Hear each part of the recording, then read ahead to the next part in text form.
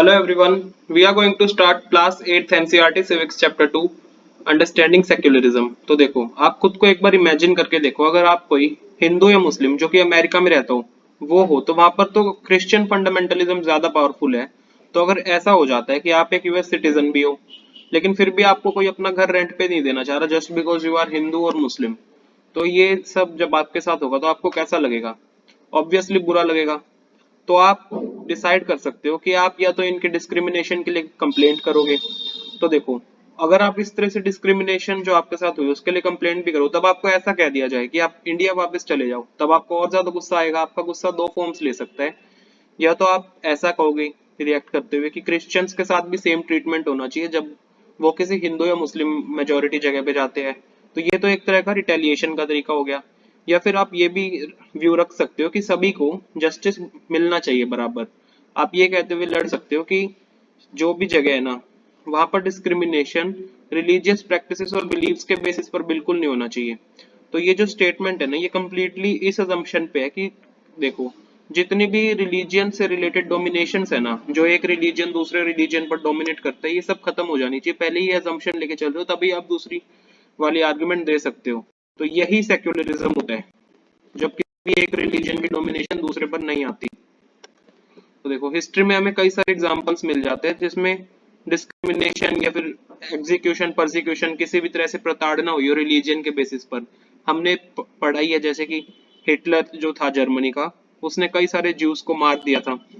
और लेकिन फिर भी देखो, आज जो ज्यूइश स्टेट है मतलब इजराइल है, वहां पर भी फिर मुस्लिम्स और क्रिश्चियंस को थोड़ा बुरी तरीके से ट्रीट करते हैं। हिटलर जितना बुरी तरीके से तो नहीं, लेकिन फिर भी उधर भी डिस्क्रिमिनेशन होता है।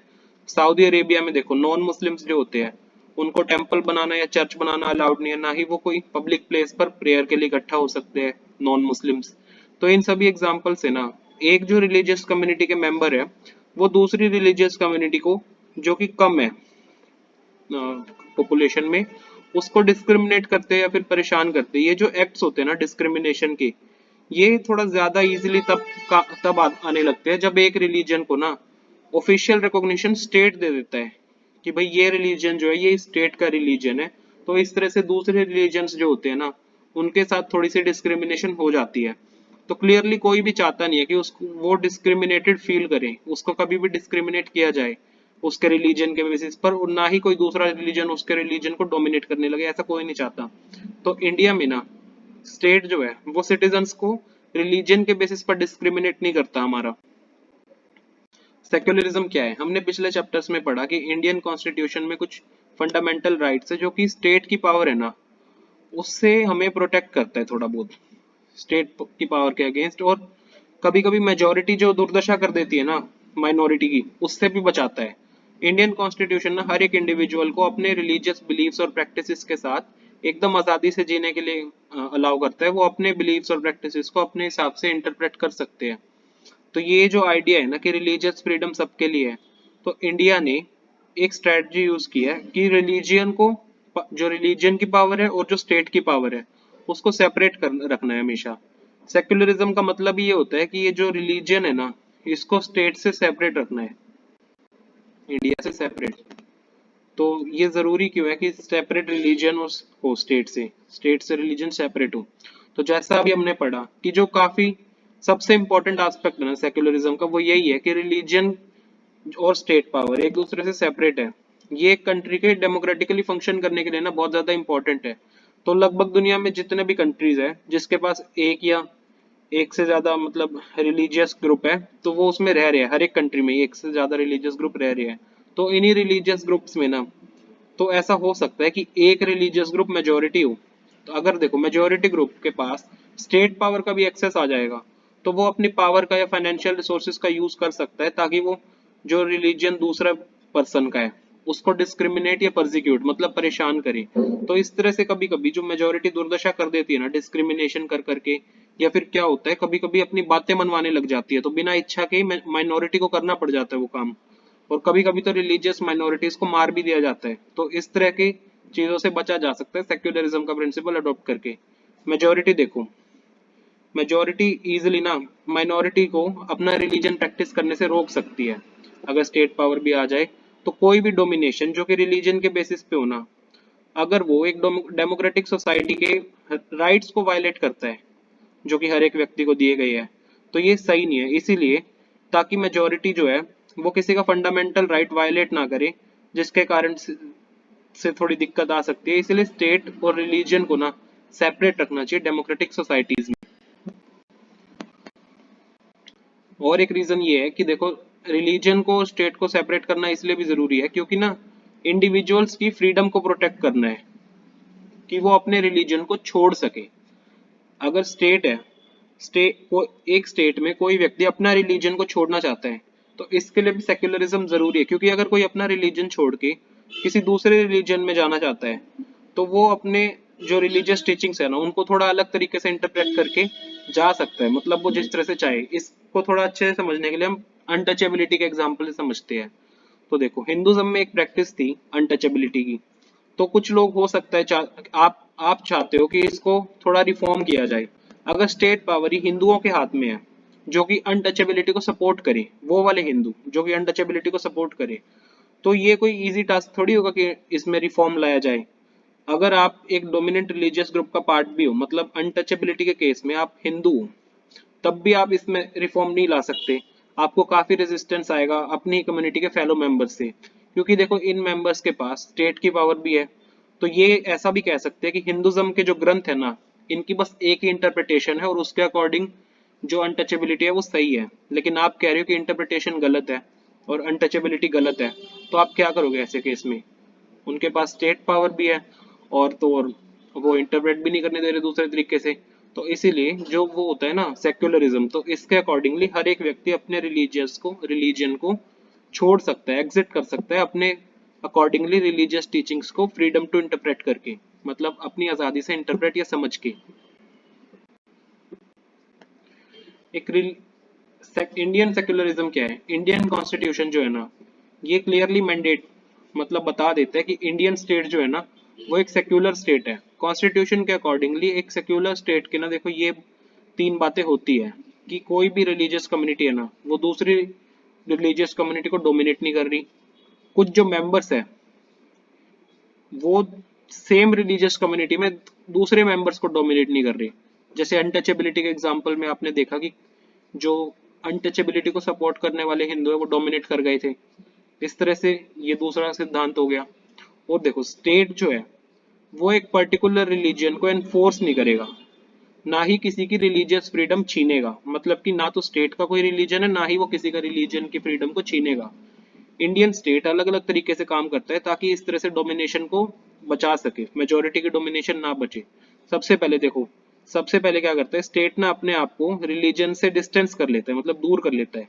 इंडियन स्टेट जो है ना वो एक रिलीजियस ग्रुप उसको लीड नहीं करता, उस पर रूल नहीं करता, और ना ही स्टेट जो है वो किसी एक रिलीजन को सपोर्ट करता है। इंडिया में गवर्नमेंट स्पेसिस है जैसे कि लॉ कोर्ट्स हो गए, पुलिस स्टेशन हो गए, या गवर्नमेंट स्कूल्स हो गए, या ऑफिस हो गए। इन सभी जगह पर ना किसी भी रिलीजन का प्रमोशन नहीं होता, ना ही कुछ डिस्प्ले किया जाता रिलीजियस सिंबल्स। देखो, एक गवर्नमेंट स्कूल है, इसमें एग्जाम्पल दिया हुआ है कि एक गवर्नमेंट स्कूल है सीमापुर में, तो वहाँ पर स्टूडेंट्स चाहते हैं कि एक रिलीजियस फेस्टिवल को सेलिब्रेट किया जाए। तो ये देखो, टीचर से कहते हैं बच्चे कि एक बड़ा रिलीजियस फेस्टिवल है नेक्स्ट मंथ, तो हम चाहते हैं कि स्कूल इसको सेलिब्रेट करे, क्या हम इस साल कर सकते हैं? तो टीचर उनको समझाते हैं कि रेखा, जो स्टूडेंट का नाम था, कि ये पॉसिबल नहीं है, ये एक गवर्नमेंट स्कूल है, हम किसी एक रिलीजन को इंपॉर्टेंस नहीं दे सकते।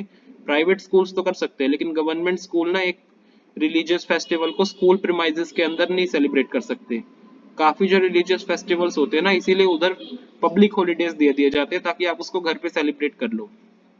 तो देखो, हमने इस रिपोर्ट से समझा कि जो सेलिब्रेशन होती है ना रिलीजियस फेस्टिवल की स्कूल में, ये एक तरह से गवर्नमेंट की जो पॉलिसीज है कि सभी रिलीजन्स को इक्वली ट्रीट करना है, तो किसी एक रिलीजन के फेस्टिवल को सेलिब्रेट नहीं कर सकते गवर्नमेंट स्कूल्स में, इसीलिए नहीं किया जाता। गवर्नमेंट स्कूल जो है वो किसी भी एक रिलीजन को प्रमोट नहीं करते, ना ही मॉर्निंग प्रेयर में, ना ही कोई भी रिलीजियस सेलिब्रेशन उधर होती है। ये रूल प्राइवेट स्कूल्स पे नहीं है, प्राइवेट स्कूल कर सकते हैं। और देखो, दूसरा तरीका क्या है जिससे इंडियन सेक्युलरिज्म काम करता है, वो है कि इधर ना ये एक तरह से डोमिनेशन को रोकता है एक नॉन इंटरफेरेंस की स्ट्रेटजी से, वो इंटरफेयर नहीं करता स्टेट। इसका मतलब है ताकि एक जो सभी रिलीजियंस की सेंटिमेंट्स है ना उसको रिस्पेक्ट करना और किसी भी रिलीजियस प्रैक्टिस में इंटरफेयर ना करना, तो जो स्टेट है ना उसके लिए कुछ एग्जेम्पशंस मतलब कि कुछ छूट दे देता है एक पर्टिकुलर रिलीजियस कम्युनिटी को।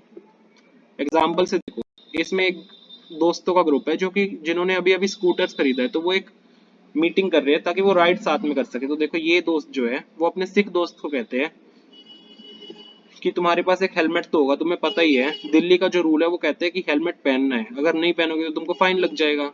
तो ये कहते हैं कि चिंता मत करो, मुझे फाइन नहीं लगेगा। तो कहते हैं परमजीत तुमको फाइन क्यों नहीं लगेगा? तो सिक्स के लिए ना ये बताते हैं कि सिक्स के लिए पगड़ी जो है वो उनके रिलीजन का एक बहुत इंपॉर्टेंट पार्ट है, तो इसीलिए गवर्नमेंट उनको हेलमेट पहनने के लिए फोर्स नहीं करती। तो इस तरह से रिलीजन ना इंटरफेयर नहीं करता, रिलीजन रिलीजियस मैटर्स में स्टेट इंटरफेयर नहीं करता ज्यादा। इस स्टोरी बोर्ड में हमने सीखा सीखा कि ये जो परमजीत थे ना, इनको हेलमेट पहनने की जरूरत नहीं है, क्योंकि इंडियन स्टेट जो है वो रिकॉग्नाइज करते हैं कि जो सिखों की रिलीजियस प्रैक्टिसेस है ना उसमें पगड़ी पहनना एक सेंट्रल प्रैक्टिस है, मतलब बहुत जरूरी है। तो इसमें ताकि वो इंटरफेयर ना करें तो लॉ में ही एक एक्सेप्शन दे दी गई है, अलाउ कर दिया गया है कि सिख जो है वो पगड़ी पहन सकते हैं, हेलमेट उनके लिए इतना कंपलसरी नहीं है। देखो ये तो दो तरीके हो गए किस तरह से स्टेट जो है सेक्युलरिज्म प्रमोट करता है। तीसरा तरीका है कि इंडियन सेक्युलरिज्म ना एक जो डोमिन डोमिनेशन को रोकने के लिए वो कभी कभी इंटरवीन भी कर देता है कुछ स्ट्रेटजीज के अकॉर्डिंगली, जैसे कि अनटचेबिलिटी की प्रैक्टिस हो गई। तो ये एक अच्छा तरीका है समझने के लिए। देखो इसमें क्या हो रहा था, अपर कास्ट जो हिंदू है वो लोअर कास्ट हिंदू पे डोमिनेट कर रहे थे, क्योंकि वो अनटचेबिलिटी को सही भी बता रहे थे, तो वो अपर कास्ट लोअर कास्ट का शोषण कर रहे थे। तो इस तरह से ये जो रिलीजियस बेस्ड एक्सक्लूजन या फिर डिस्क्रिमिनेशन हो रही है ना लोअर कास्ट के साथ, तो इसमें इंडियन कॉन्स्टिट्यूशन ने क्या किया, अनटचेबिलिटी को बैन कर दिया। इसमें क्या किया, देखो स्टेट जो है स्टेट ना एक रिलीजन में इंटरवीन कर रहा है ताकि एक सोशल प्रैक्टिस को खत्म किया जा सके, क्योंकि स्टेट को लगता है कि ये जो है वो डिस्क्रिमिनेशन को प्रमोट कर रहा है और फंडामेंटल राइट्स जो है ना लोअर कास्ट के उनको वायलेट कर रहा है। जो कंट्री के सिटीजन के लोअर कास्ट है उनको वायलेट कर रहा है। स्टेट को ऐसा लगा तो स्टेट ने इंटरवीन किया और अनटचेबिलिटी को बैन कर दिया। इसीलिए देखो जो लॉज जो होते हैं ना, जैसे कि इक्वल इनहेरिटेंस राइट्स हो गए, उनको भी रिस्पेक्ट किया जाता है। तो स्टेट कभी कभी जो रिलीजन बेस्ड पर्सनल लॉज होते हैं ना कम्युनिटीज के, उनमें भी इंटरवीन कर देता है, क्योंकि स्टेट के अकॉर्डिंगली ये डिस्क्रिमिनेशन भी नहीं चलेगी, इक्वल इनहेरिटेंस राइट सबको देने पड़ेंगे। तो कभी कभी जो ये स्टेट का इंटरवेंशन होता है ना, ये एक सपोर्ट की फॉर्म में होता है। इंडियन कॉन्स्टिट्यूशन अधिकार देता है कि रिलीजियस कम्युनिटीज को कि वो अपने स्कूल्स और अपने कॉलेजेस बना ले, ताकि उससे क्या होगा, उनको कुछ फाइनेंशियल हेल्प भी मिल जाएगी नॉन प्रेफरेंशियल बेसिस पर। तो देखो इंडियन सेक्युलरिज्म जो है ना वो दूसरे कंट्रीज के सेक्युलरिज्म से डिफरेंट कैसे है। तो जैसे देखो कुछ जो ऑब्जेक्टिव्स है ना वो हमारे कॉन्स्टिट्यूशन में सेक्युलर डेमोक्रेटिक कंट्रीज से लिए गए हैं। फॉर एग्जांपल देखो जो फर्स्ट अमेंडमेंट था ना यूएस कॉन्स्टिट्यूशन का, वो लेजिस्लेचर को प्रोहिबिट करता है, मतलब रोकता है इस तरह के लॉज बनाने से, respecting and establishment of nation of religion, इस तरह के लॉज। इसका मतलब क्या हुआ कि की जो नेशन है ना वो अपना यूएस जो है वो एक रिलीजन को इस्टेब्लिश नहीं कर रहा, मतलब कि स्टेट का रिलीजन नहीं बता रहा। ना ही देखो prohibit the free exercise of religion, ऐसे भी लॉज बनाने से कि रिलीजन जो है उसको फ्रीली फॉलो नहीं कर सकते। तो देखो हमने पढ़ा establishment, respecting and establishment of religion, तो इसमें एस्टेब्लिशमेंट का मतलब था कि लेजिस्लेचर जो है ना वो ऐसा डिक्लेयर नहीं कर सकता कि ये रिलीजन जो है वो एक ऑफिशियल रिलीजन है, ना ही वो किसी एक रिलीजन को प्रेफरेंस दे सकते। तो यूएसए में जो स्टेट और रिलीजन की सेपरेशन है ना, इसका मतलब ये है कि ना तो स्टेट ना ही रिलीजन एक दूसरे के अफेयर्स में इंटरवीन नहीं कर सकते, इंटरफेयर नहीं कर सकते। और देखो एक देयर इज अ सिग्निफिकेंट वे, एक मतलब देखो एक थोड़ा सा सिग्निफिकेंट तरीका है जिसमें ना इंडियन सेक्युलरिज्म जो है ना वो जो secularism United states of America में है ना उससे थोड़ा सा अलग है। ऐसा इसलिए क्योंकि देखो जैसे कि स्ट्रिक्ट सेपरेशन है रिलीजन और स्टेट में अमेरिकन सेक्युलरिज्म के अकॉर्डिंग, इंडियन सेक्युलरिज्म में ना स्टेट इंटरवीन कर सकता है रिलीजियस अफेयर्स में।